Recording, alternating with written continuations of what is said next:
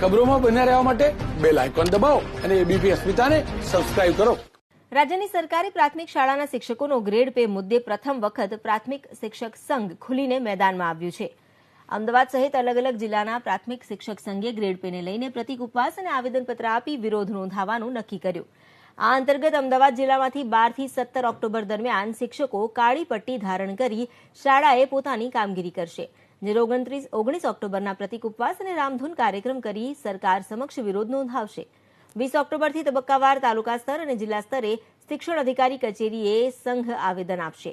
અત્યાર સુધી વર્ષ 2010 પછી ભરતી થયેલ શિક્ષકો 4200ના ગ્રેડ પેને લઈને સક્રિયપણે વિરોધ કરી રહ્યા હતા, પરંતુ હવે પ્રાથમિક શિક્ષક સંઘ પણ સક્રિયપણે આંદોલનમાં જોડાયું છે અને અલગ અલગ કાર્યક્રમો આપવાની જાહેરાત કરી છે. 12 તારીખથી 17 તારીખ સુધી દરેક શિક્ષકો એટલે કે અમદાવાદ જિલ્લાના લગભગ 7000 શિક્ષકો એ પોતાના નોકરી ધંધા ઉપર જ્યારે જશે સ્કૂલોમાં ત્યારે પોતાના ઉપર કાળી પટ્ટી ધારણ કરશે. એમ છતાંય સરકારમાંથી જો કંઈ જવાબ નહીં મળતા તારીખ 12-19 પછી અમે પોતાની કાળી પટ્ટી ધારણ કરીશું અને શાળામાં પ્રતિક ઉપવાસ કરીશું એક દિવસનો, અને સવારે 9 થી 10 1 કલાક સુધી અમે રામધૂન પણ કરવાના છીએ.